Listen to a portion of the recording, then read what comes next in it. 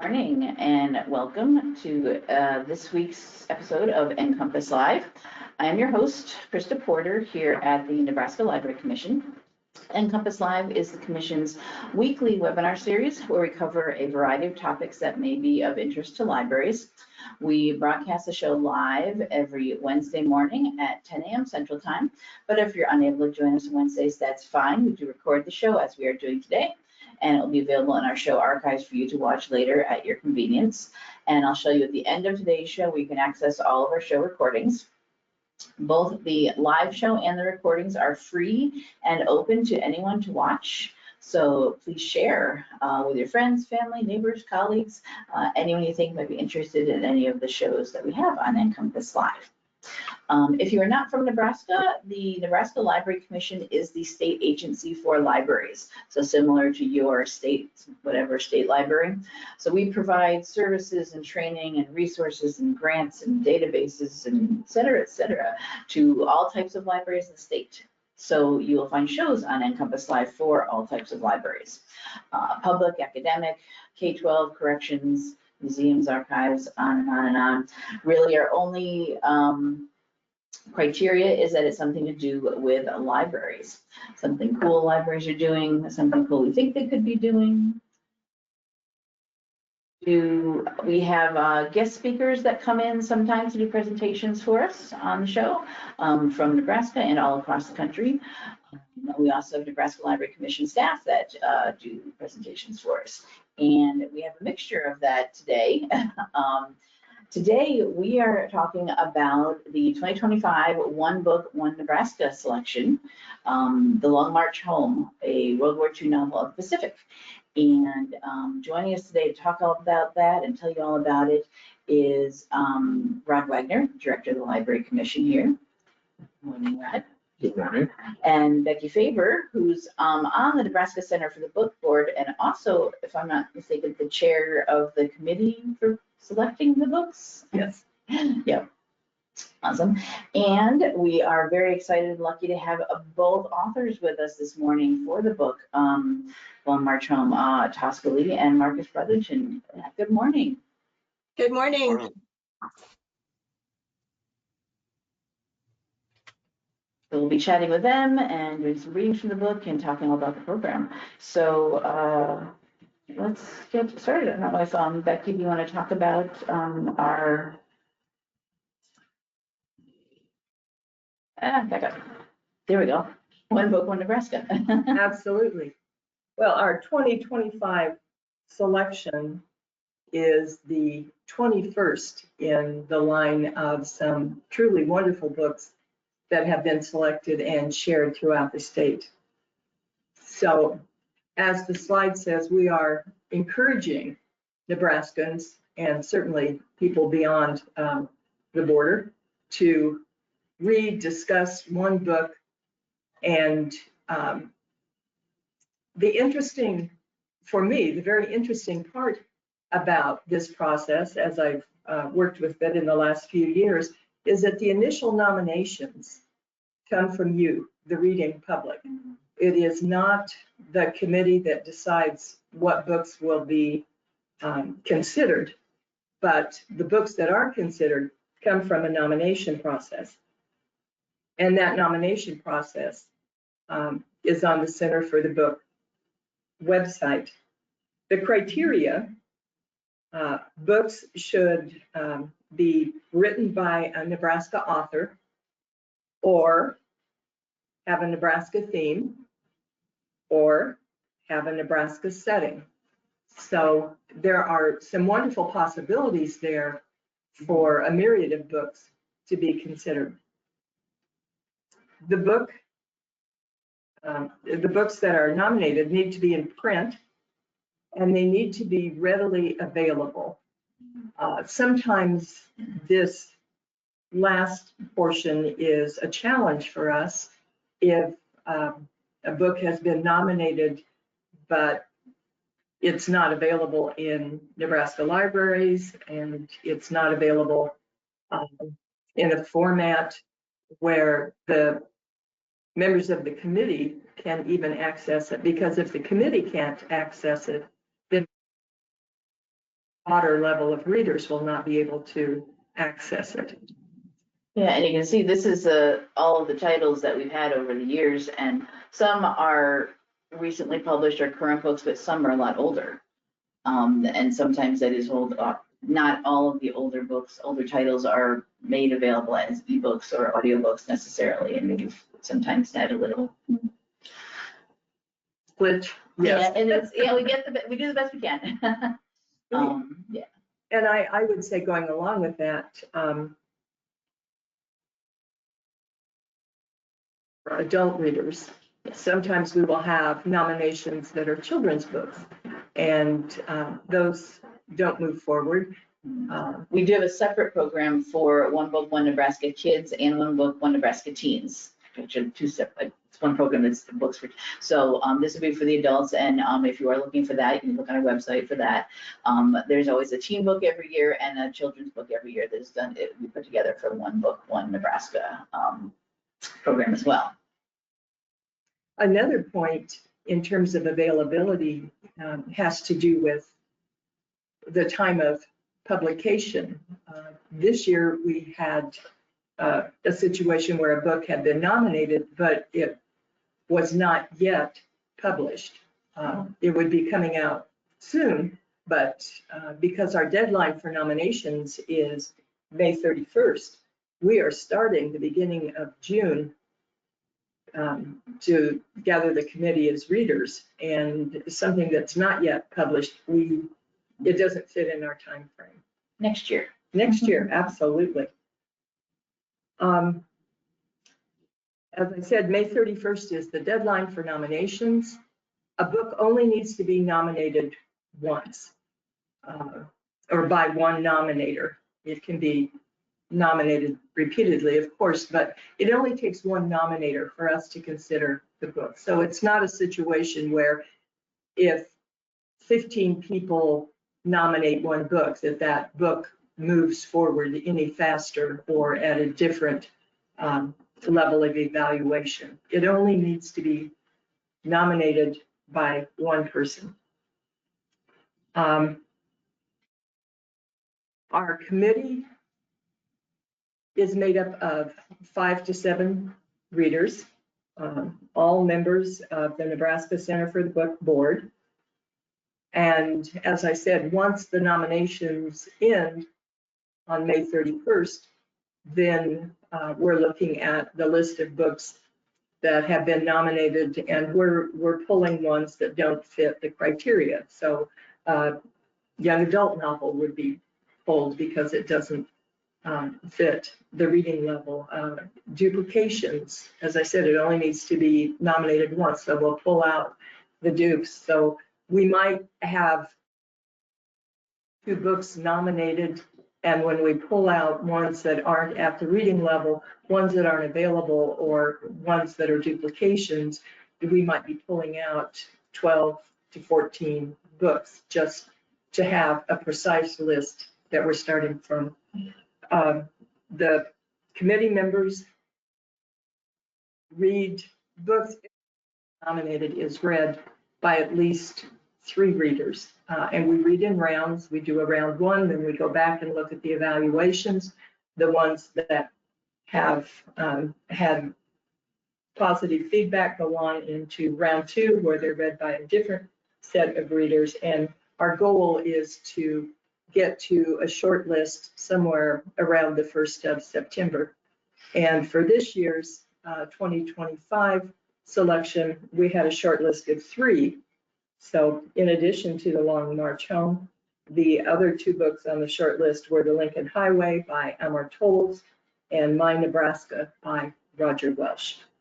And then the voting process for the actual selection takes place with the all of the members of the Center for the Book Board. We send them information on the short list. They have time to read and consider those works, and then the board sends their vote in, and that's how we select our One Book, One Nebraska.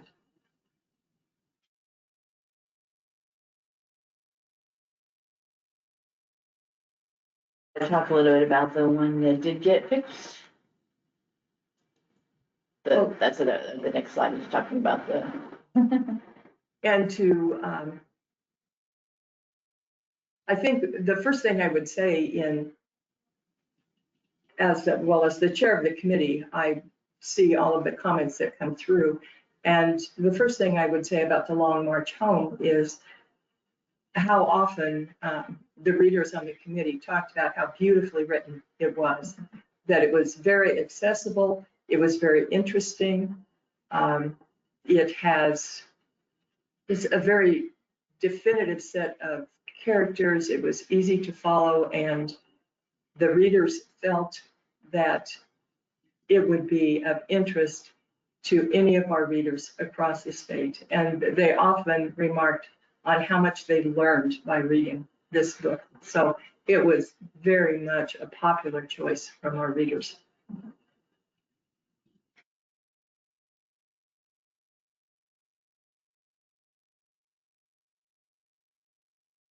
So, let me see what we have for next.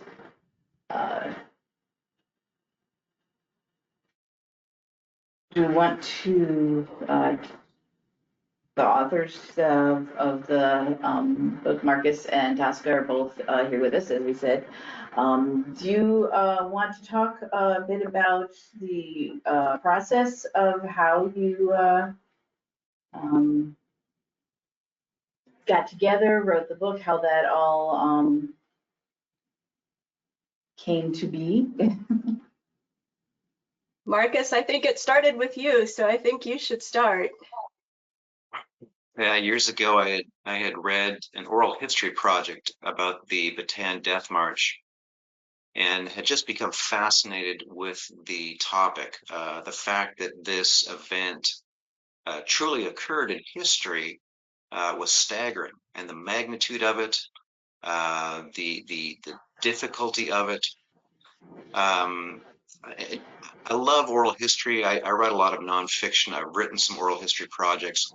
One challenge with oral history is that the stories can sometimes just come out, as a person is telling them. And so, unlike a novel, oral history doesn't necessarily give a reader an immersive experience. And so I began to envision a book where we could plunge the reader into the action so they could sort of see and touch and smell and taste and experience the shivers up and down their back as they're encountering this piece of history. So I began work on this project, and I worked on it. It was a back burner project. It was unfunded at the start, and I worked on it for 7 years. And a lot was created. The characters were created, kind of the general flow of the book. But I was really trying to do too many things. I mean, we're trying to cover several years of history and just a big piece of what actually happened. And so I had completed a manuscript. I ran it by my agent, and he said, well, it's good, but it's not great at this point. And I knew what he was talking about. I mean, when you do fiction, fiction is so competitive. You really want to bring your A game. And by then I was having a problem sort of seeing the forest through the trees, right? I was just so bogged down in the process. And so he said, well, why don't you get a collaborator and someone who can come in with fresh eyes and just help sort of straighten things out. So I had read a number of Tosca's books and really admired her as an author, as a writer. She can write very lyrically, which I appreciate. She can write in layers where she's sort of saying one thing, but then there's a subtext behind it, which I think is really brilliant to do. So Tosca and I didn't know each other at that point. She had endorsed a book for me at one point. So I reached out cold and explained the project. And why don't you take it from here, Tosca? Yeah, so I have to admit that I really didn't know anything about World War II history in the Pacific. So This was definitely a new project for me. I've written historical fiction, but my historical fiction has ranged 2,000 to 3,000 years in the past. So this is very recent historical fiction. And so Marcus was catching me up on history a little bit on that phone call. And I said, you know, this seems like a really important story. Let's do it. And that was about 6 years ago now, maybe 7 now, actually. And I still had a couple books left on a contract, The Line Between and a Single Light, which I was writing that take place partially in Nebraska, actually. And so I had to finish those. And I added 5 years to the process of the writing of this book. So this book is a project that spanned 12 years in total. And I think it's, you know, every partnership is different. I know a lot of writing duos, and every duo does their process differently. And I think this is a very unusual process because Marcus, I think, did something really unusual that you probably won't hear about very much. And he handed over his darling and he said, be as free with it as you can. And I said, great. And I disappeared for a while and COVID happened and all this other stuff happened. But I really appreciate the amount of trust that he placed in me. And towards the end, after I'd gone in and I'd added to and taken some out and, you know, redone some, and I started passing it back to Marcus, and we were passing chapters back and forth. And, you know, we each had a very short list of non-negotiables. Non-negotiables meaning this scene is very important. This line is very important. I really don't want to change this. This imagery is very important to me. And it was a short list, but, you know, it's a very amiable partnership. And one interesting thing about how we work together is this happened via email and some phone calls, but we never met in person until we sold the book and our publisher in Michigan flew us in for meetings. And that is the one and only time we've ever met in person. And so that was, I don't know how it was for you, Marcus. It was kind of surreal for me. And you look just like your picture, which is a very good thing.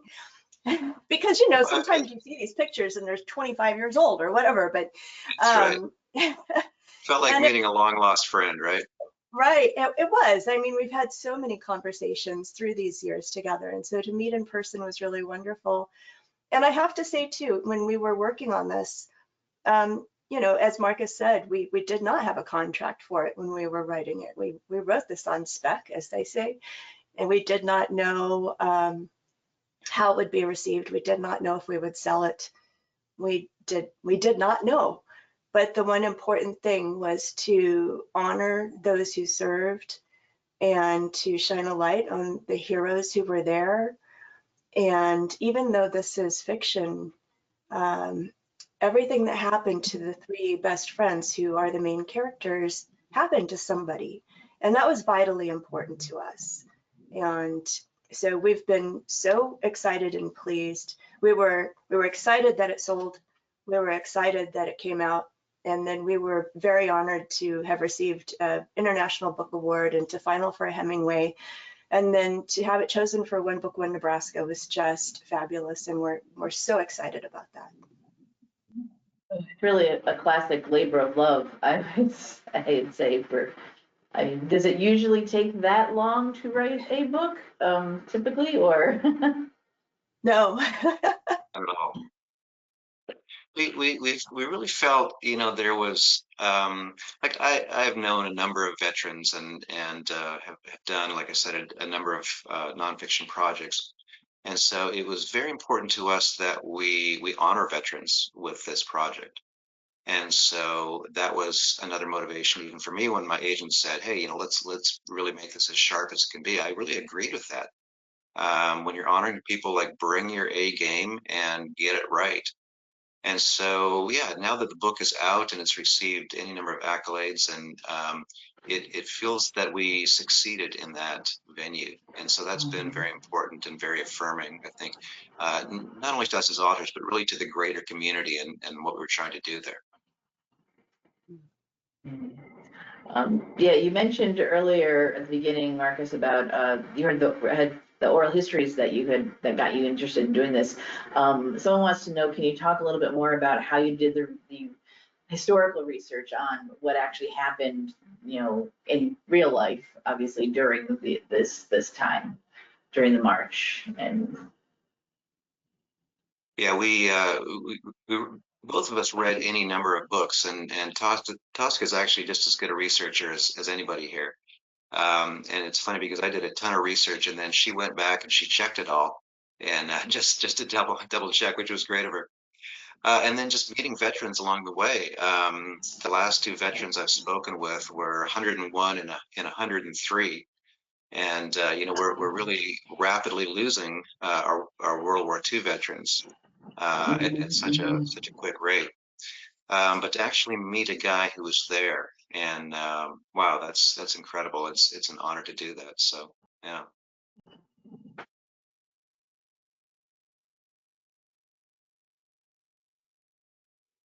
yeah, especially, yeah, when it is something that is based in real life, you have to be very, it is, like you said, to be very respectful and as accurate as you can be, because you do not want those other veterans reading it and being completely taken out of the story, you know, because it just doesn't speak to them. Yeah. And I think this one does really speak to anyone who would be actually there or a veteran of any war, I would think. Any other questions you want to ask Bill? Talk about? For me, one of the elements of this book that is profoundly important is that it explores the Pacific theater. And that has probably not been utilized effectively by people who teach World War II. It's often the belief that World War II was fought in Europe and Pearl Harbor. And what you have done is you have just opened up a very important element of military history, American history, to allow for readers to see just this tremendous conflict following the bombing of Pearl Harbor in a way that one does not hear about. And as you said, Marcus, we have fewer and fewer World War II veterans. And my belief is that if you and Tosca had not brought this to readership, that this important part of World War II would go untold.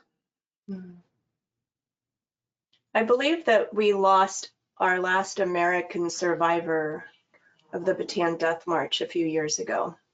And there may be survivors in the Philippines living yet, but it's been especially gratifying when going out to talk about this book, when the children and grandchildren, adult children and grandchildren of survivors or those who served in the Philippines speak up at the end. And many of them have said, I read this book because my father, my grandfather, my uncle came home and never talked about their experience, and I want to know.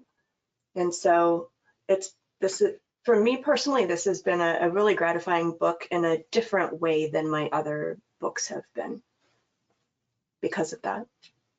Back in 2006, 2007, I wrote a book with Lieutenant Buck Compton. And Buck was one of the original band of brothers. He was portrayed in the HBO miniseries by actor Neil McDonough. Very intelligent guy. He'd been a judge after the war. And so we wrote his book, and then he was still traveling for various speaking events, 85, 86 years old. And so his daughter approached me and asked if I could do some traveling with Buck, just to kind of help him navigate airports and stuff. So Buck and I ended up taking a number of trips together, which was just an amazing honor and privilege to be able to do. And he would have his memory sometimes for what happened, earlier in the morning sometimes wasn't there. Oh, which is the same with me, right? I don't know what I had for breakfast today. But he could remember just minute details from what had happened in the war and sort of pre-war and after war. So we would be sitting in airports, waiting for the plane, and he would just start spinning these amazingly detailed stories. And one day he was telling me about his time in Bastogne. Now, if you ever saw that episode of Band of Brothers, it's just a horrific battle, winter battle, freezing. The Allied troops are outgunned, outmanned, they're surrounded, there's not enough food, there's not enough winter clothes, there's not enough ammunition. They're eating wormy soup made from beans that all they can find. It's just horrible, horrible conditions. So Buck is describing to me his time in Bastogne. And then he pauses and he says, but at least I wasn't in the Pacific. He goes, man, those guys had it really rough. And to me, that was the start of everything going, what is Buck talking about if he's comparing his time in Bastogne and saying those guys had it rough? So that was really, even before I started reading the Oral History Project, that was really the spearhead that got me into this topic. What was Buck talking about? Wow, how bad was it? Yeah, I mean, How bad we've was all seen that, the show, so yeah. All right, how about, we talked about this earlier, about you doing some readings from the book. I know you've each picked something, and I don't know if it, makes more sense depending on what you're doing for which one of you to go first. I think I'm going to go first because I'm reading earlier in the story. So here's the book. By the way, I love this cover design because the fourth, we've got three best friends. So the three best friends are Jimmy, Hank, and Billy. But their fourth best friend is Claire, who's back at home, of course, and she's represented here on the back. And I just love this design for that. And she is Billy's sister, by the way. So I'm reading early on from chapter 3. There's no big spoilers here, so don't worry. What has happened is these three friends who are 17, 18, and 19, because one of them has lied about his age to enlist, are stationed in Manila, but they end up at Clark Field after a night out where they are transferring now a lieutenant through a series of events up to Fort Stotzenburg, which is adjacent to Clark Field. And while they're there in the morning, everybody's scurrying around and they see that there's a commotion, and they hear that Pearl Harbor has been bombed, and nobody can believe this because this is unthinkable. And so they learn that the US has suddenly been plunged into war. And as they're talking to a passing sergeant, they offer to stay and help while they're there. And the sergeant says, we're not near ready, we could use the help. And so that's where I'm beginning. Not near ready, I learn, is an understatement. From the sound of it, half the company's weapons ain't even been fired yet. We get put to work loading machine gun ammo by hand because somehow there's no belt loader to be found in the entire outfit. If I knew we'd be doing this malarkey, I'd have hitchhiked back to Manila by now, Hank mutters. We load belts until our thumbs are numb as the battalion's tanks get scattered into the bamboo. At 10:30, we help move aviation gas away from the airfield. It takes us over an hour to roll the barrels onto trucks and hide them in the brush. By noon, we're sweating through our khakis and delirious from lack of sleep, running on adrenaline and a kind of purpose I've never felt before. Still no sign of the enemy. Meanwhile, the B-17s that have been taking off all morning are back on the runway to refuel, their crews standing in the shade of their wings, the P-40 Warhawks getting started up and shut down, trying to stay hot. Billy drags the sleeve across his forehead and squints down the runway. What are we waiting for? We could have bombed him off Formosa by now. I got no idea, I say, as pilots cut out toward the mess hall. Forget this, Hank says, walking off.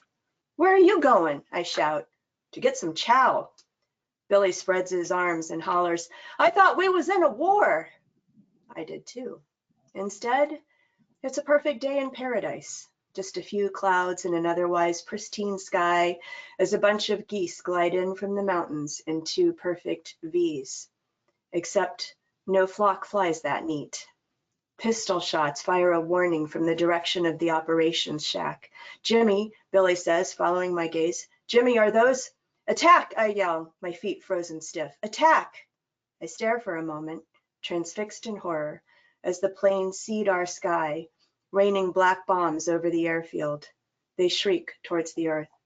Hank comes running back. Get off the field!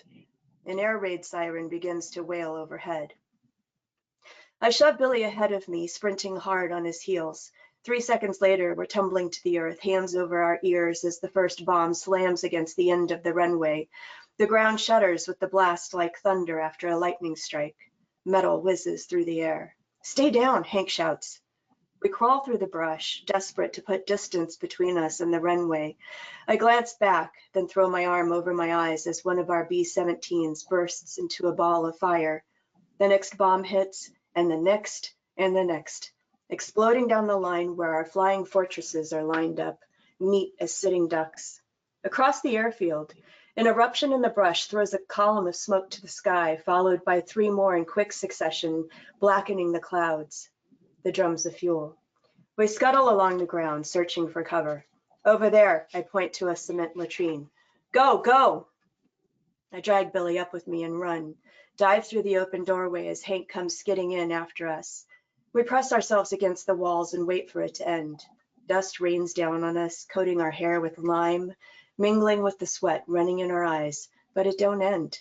The bombs fall closer and closer. I pray for the first time in months. Wonder if this is how I die.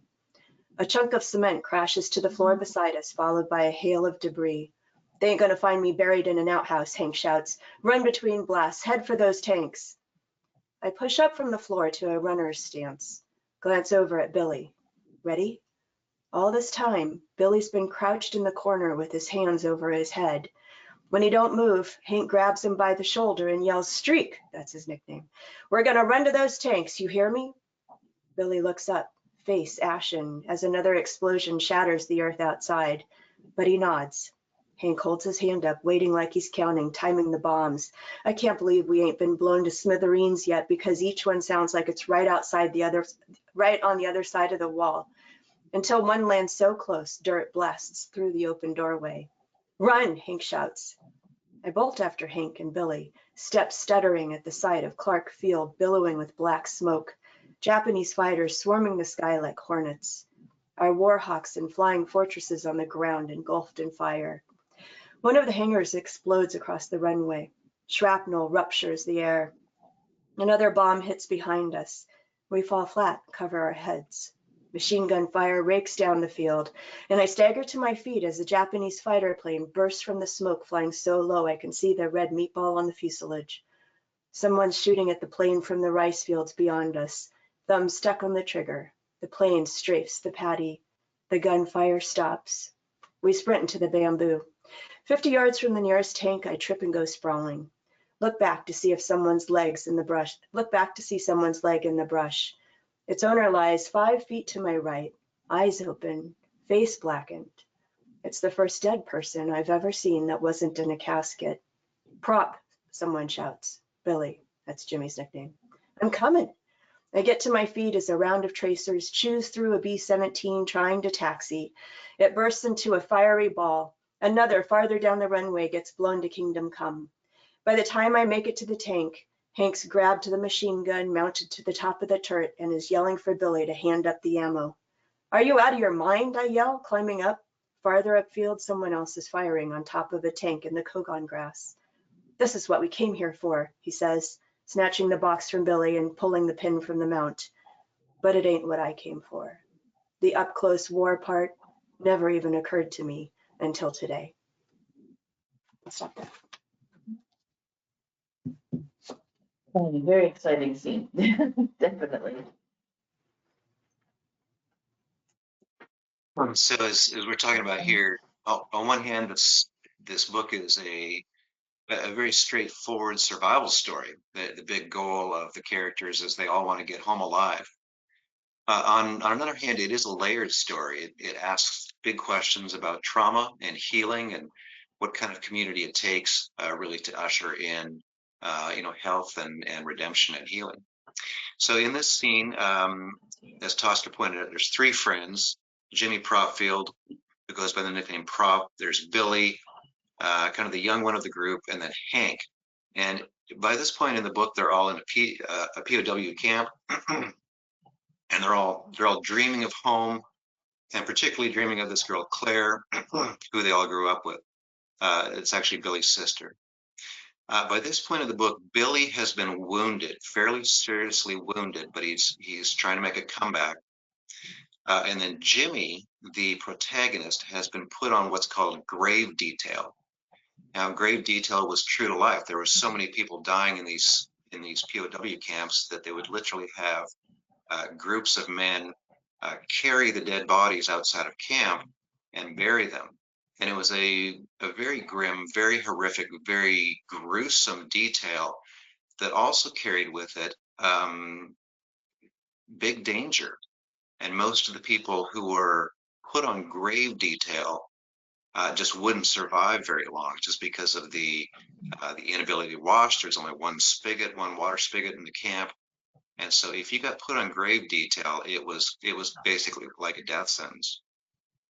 So it's disease, the inability to wash.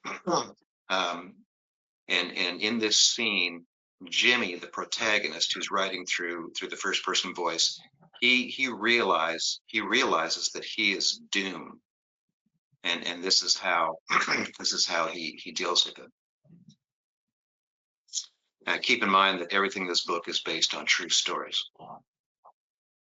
Hank comes back at day's end, practically splashed clean after lugging 50-gallon drums of water all day. He collapses on our bunk.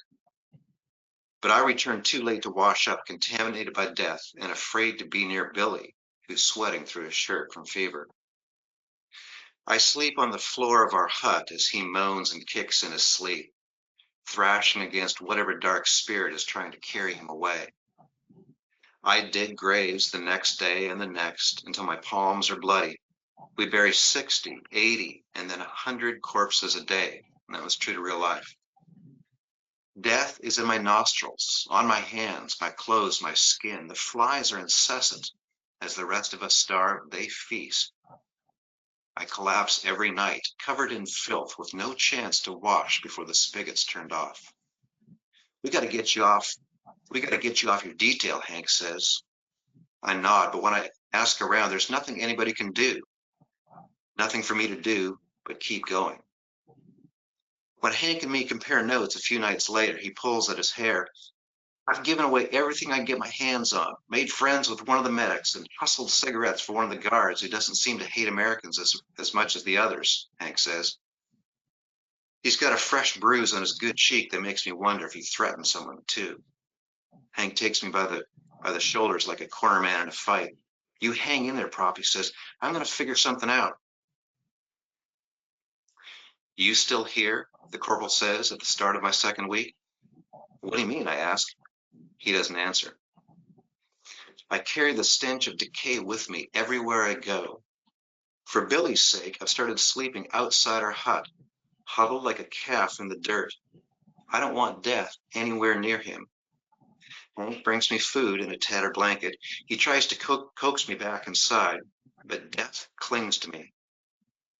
By the third week on grave detail, I know what the corporal's question means. Our detail is filled with all new faces except for him and me. The work killed everyone else. Jensen, the skinny sergeant who bossed our crew my first day, collapsed and died 4 days ago. What's the secret? I asked the corporal. How do you get off this detail? It ain't the first time I've asked him, and he ain't given me a straight answer yet. He stares me good in the eye. You want to know how to end this job? For real, kid? I nod. Stop eating, he says. His gaze is ringed with darkness. 2 days later, one of the bodies I bury is his. I finished 4 long weeks on grave detail, but the work is finishing me. We just got to hold out a little longer, Hank says to me outside our hut one morning as he brings me a ball of rice for breakfast. You hear me, Prop? You got to hang on. I look away. They're coming to rescue us as soon as they can, Hank says. I got it on good authority. You're lying, I say. No, I ain't. I turn and squint at him. How do you know? Because, he says, something desperate in his eyes, there's too many of us to forget. I nod finally for his sake, because I know how much he wants, needs, to believe that it's true. 2 nights later, I lie on the dirt beside her hut and decide to give my rice to Hank and Billy from now on. Billy started sitting up and walking around a little. He needs the food to get better. So does Hank, if he's going to keep Billy alive. I close my eyes beneath the indifferent moon, hearing voices. Claire's, Billy's. Proper? There's a hand on my shoulder. I shrink away. Prop, can you sit up? I skitter back in the dust. Don't touch me, I'm dirty. That's why I'm here. His voice is stronger than I've heard it in weeks. I open my eyes to find Billy squatting on his heels, his forehead dry, his eyes clear. He holds out a small square cake of what I ain't sure in the darkness. Take it, he says. I shake my head. Come on, Jimmy, take it. He presses it into my palm, which is caked with blood and muck, and I think, what a shame it is to defile whatever he's just put there. Chuck off your clothes, he says. You ain't gonna need those rags no more. I don't know what he means, but when he tugs me to my feet, I get up and start to strip them off. They tear and fall away. And then I recognize the texture of the thing in my hand and its scent. Soap. I ain't seen soap in months. Billy straightens, a canteen in his hands, another near his feet. He begins to pour fresh water over my head. It sluices down my back and between my eyes. I squeeze my eyes shut and feel my mouth, my entire face twist with shame. Don't, I say, you need this to drink. We got plenty, Billy says. Hank, stand and watch, but we ain't got all night, so get to washing. I have no strength to argue and just start sliding the soap over my chest. Pretty soon I'm scrubbing my armpits, my legs, hair, and then in a fever, my hands. Billy pours water on me again and again, washing the death from me, mud, morbid juices, and decay running from my naked body until I stand completely clean.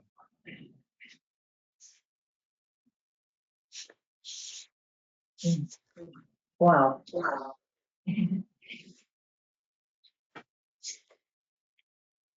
Thank you. That was, yeah, very moving, definitely. And I can see why that, the other soldier that you traveled with, mentioned the Pacific, that they had it so much worse there than, possibly anywhere else in the whole war. Yeah.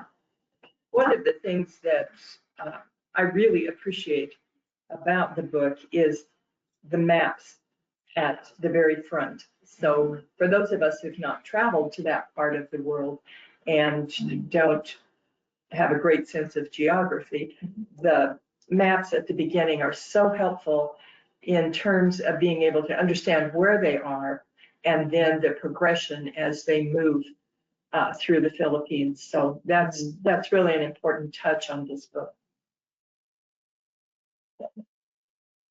Is there anything you wanted to, Yes, of course, we want to encourage Nebraskans and those beyond Nebraska to read the book. And adding to the process that Becky talked about earlier, the grand announcement is made at our annual Nebraska Celebration of Books event. And that happened last October. We have fortunately received and receive each year funding from Humanities Nebraska that supports expenses we have related to our annual program. And a portion of those funds is used to purchase multiple copies that we have available at the Nebraska Library Commission to loan for local use, local book clubs. Libraries have copies of the books. We supply multiple copies in the event that people that are part of a book club want to have copies for their reading and discussion. We also provide sets to each of our regional library systems as well. That's right. So you can contact the Library Commission to get a book club kit, a set of the books, or your regional systems, the 4 regional library systems, each have their own that can be sent out. It's interesting that once the announcement is made and publicized, immediately we start getting requests for copies. So that's always fun to have happen. Mm-hmm. And so the books are going out, people are reading, and they're enjoying and learning from the book. And it's a great opportunity for us to promote and have the Long March Home as our 2025 book selection. It's also available through, this is the book club kits, is the actual physical copies of the books, but we also have Overdrive is our ebook program that we have here in the state that libraries can participate in, and it's available in there as an ebook that's available and as an audiobook. We've got a few hundred copies of it as an audiobook, and for those of you who use the Talking Book and Braille service, for the books that they have through there, which was our NCompass Live last week, by the way, if you want to learn more about that. They have through the Talking Book and Braille service as well. So any way you could possibly have this book, we have it, I think, available this year. Every possible format. There's a couple other extra resources too that I think that you may have available as well, but they're also on my website, a discussion guide for those who want it, and also a secret epilogue that goes with the book. So if you are a reader like we are, and you get to the end of the book and you think, gosh, I wonder what happened afterwards, well, we have something for you. So there is a bonus epilogue as well. A little after credits scene, nice. I did not know about that, and I'm looking forward to checking that out. If we don't, I'm sure we'll have it linked from the One Book, One Nebraska website. Onebook.nebraska.gov is where we're trying to gather everything that we have available, as well as there is a Facebook page for One Book. One Nebraska specifically has its own page if you want to go there for more information and resources that we have. As I mentioned, we've got the book club kits, discussion questions, publicity toolkits. We have bookmarks that we've made that we will send out to libraries so you can promote it at your library, spread the word about it. I see it says here author programming with you, Tosca, is that we have through usually Humanities Nebraska does speakers with us. I'm not sure if that's how we're doing it with you. Usually, if you reach out to my website, then my publicist will work with you. Marcus and I can join you virtually, both via Zoom, but within the state, you're stuck with me because I live here, but Marcus lives in Washington, so. Definitely. So you could have them come just like today to work with you. And then just ideas, obviously this being a book about war, working with VA groups, veterans groups, anything like that in your local area would definitely be the ones to reach out to have programming, bring them into a group discussion that has people from the community possibly to, like what you did, Marcus, talk to the actual people who've been through this. The last thing on that slide was the Warrior Writers, and Yes. Humanities Nebraska sponsors that program. And I usually about once a year meet with them and do a writing exercise with them. And it's just incredible to hear the stories, but also to realize what people are willing to share and not, and having the respect for the place where sometimes a veteran will say, no, I don't wish to talk about that, or will not wish to engage in some of these elements. So every community has veterans, and it's marvelous when you can draw people together who have military experience, men and women, and have them talk about, if they wish, elements of their experience.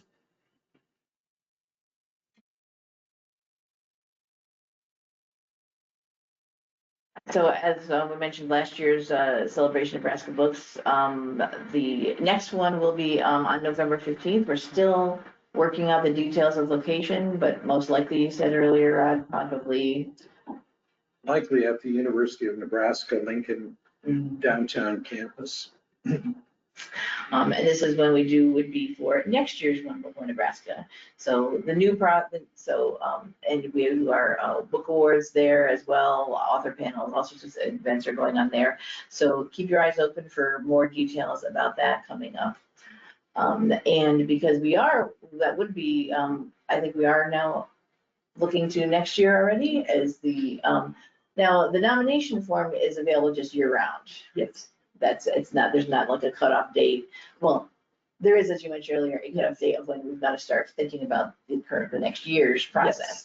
But at any time someone thinks of a title, you can submit your nomination and it will just fall into wherever, timing wise. Yes, I know we have had since last June, after our May 31st, I know we have books in the hopper to be considered Already, for yeah. 2026. So off of the Center for the Book page, which is linked on all these slides and linked on the session page for today. And you'll have access to these slides after the show too. I should mention that. So all of these links everyone will have. Go ahead and put in your nominations for coming years.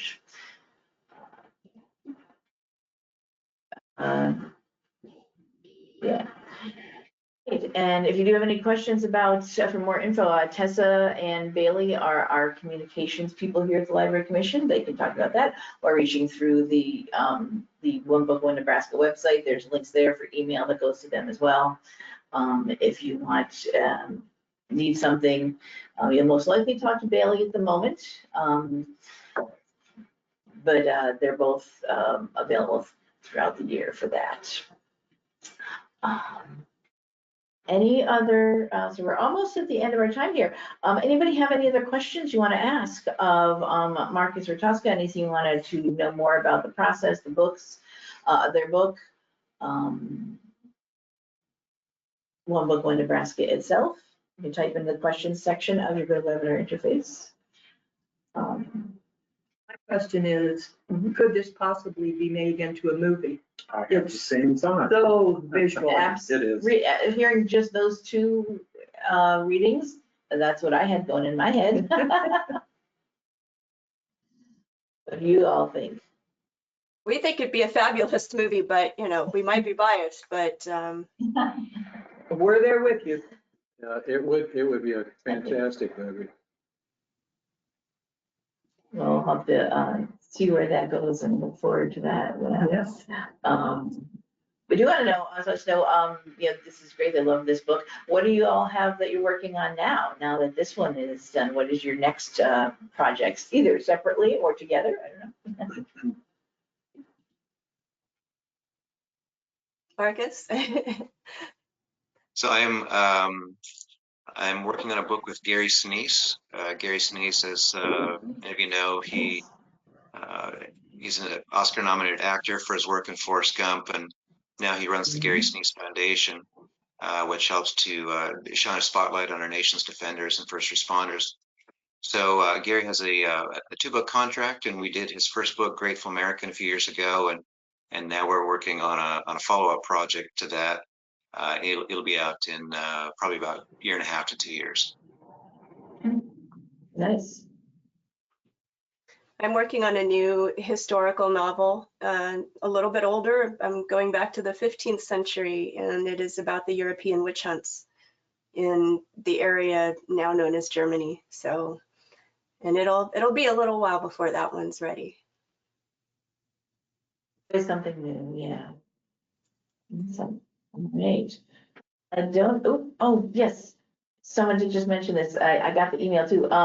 For those of you who, and I do get it, someone had emailed me this morning, Jennifer, who's here with us online, Jennifer Thompson, Nebraska Life magazine just arrived at her house today and has a story about, an article about your book in Nebraska Life. So I got my copy at I'm gonna home. rush out and get my. Yeah. So the emailed me and said, oh, what a coincidence. I just got this in the mail at my house today, and now I'm coming to watch this session today with you all. So there's lots of promotion, lots of going out about the Long March Home. So check the mailboxes for Nebraska Life, or if you don't, go out and get a copy of it. Yep.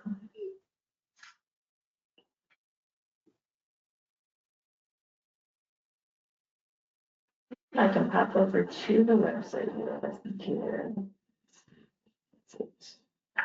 There we go. Yeah. So there's a link to the page. We've got all of our information about the book, and you can get all your resources, anything you need from there.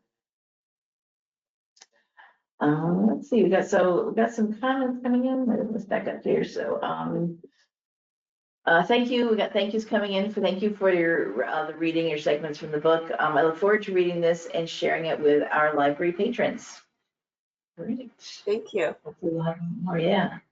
I'm glad we got to do this early in the year. Sometimes we do it a little later, but get people on board with One Book in Nebraska for the year, and so hopefully we'll have lots more. On our website here, we will post when we hear about events happening. So if you are doing something at your library, reach out to Tessa or Bailey and let them know we're doing an event, we're doing a program. We've got Tosca and Marcus showing up for whatever, and we have a calendar on here that we'll keep track of so you can know what's going on nearby in your community or what other libraries are doing. Hey, I think that wraps it up. So thank you everyone for being here. Thank you. So good to see you, Marcus and Tosca. This was great. This is definitely a very good book, very poignant, very important book, I think, and I think it's going to be a great year. I agree. Yeah. Yes, we're going to have a wonderful year with this book. Thank you. We're very honored. Thank you so much. Yes. We thank you. All right. All right. I am going to do my wrap up here. I'm going to pop over to my NCompass Live page because I said I would show you all. If we use whatever is your search engine of choice and type in NCompass Live, there is so far nothing else is called that on the internet. Yay. So you'll find our current page here. These are upcoming shows, but our archive, the show has been recorded, and this is where our archive shows go. There's a link right beneath the upcoming shows. Most recent one at the top of the page here should be ready as long as GoToWebinar and YouTube cooperate with me by the end of the day tomorrow. Everyone who attended today's show and registered for today's show get an email from me letting you know when the recording is ready. We'll have a link to the YouTube recording, and the slides that we just said here will be there as well. And then we'll push it out onto our various social media. We do Facebook, Twitter, Instagram. I think that's all we're using good permission now.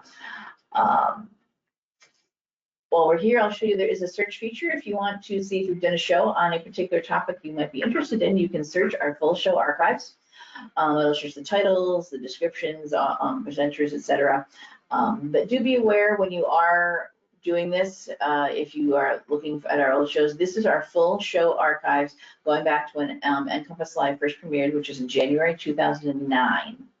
So we're 16 some odd years in now. I lost track. So just pay attention to the original broadcast date of anything. Everything is a date so you know when the show happened. Many of the shows will be fine to watch, stand the test of time, still be good, useful info, but some things will become old and outdated. Links may be broken, resources will change drastically. People may work at different places than when they presented for us, etc. So just pay attention. But this is something that libraries do, keep things for historical purposes. So as long as we have somewhere to host all of our archives, which right now is on the Library Commission's YouTube channel, we will keep all of them out there available for you to watch. We do have, we have a Facebook page specifically for NCompass Live. If you like to use Facebook, give us a like over there. We do reminders about here's a reminder to log in today's show, meet our presenters. When the recording is ready, I post up here as well. And I use the hashtag NCompLive, a little abbreviation of the show name. And then I use the commission's Instagram, and Twitter to promote as well. So if you're interested in use any of those kind of social media, follow us and keep track of us there. All right, so that's it for today's show. I hope you join us next week when it is the last Wednesday of the month. So that means it is Pre-Suite Tech Day. Yay. Last Wednesday of the month, Amanda Sweet, our technology innovation librarian, always comes on the show to talk about something techie related. We sometimes have shows tech related throughout the month too, but always last Wednesday of the month, you can depend on Amanda being here. And next week, she is talking about tech skills for STEM career exploration. So do join us for that and register for that. Any of our other upcoming shows. I'm filling out, I'm working with people right now. They're going to see more shows come up on here for February and March. So keep your eyes open there as we get. So I will, yes. Perfect. January, February, yes, all right. All right, so that's what it wraps it up. Thank you, everybody. Thanks, Rod and Becky, for being here. Thank you so much, Marcus and Tosca. This was great seeing you and having you with us today. I hope we all have a good year with One Vote, One Nebraska. Thank you so much. Thank you so much. Yeah. Bye-bye, everybody. So long.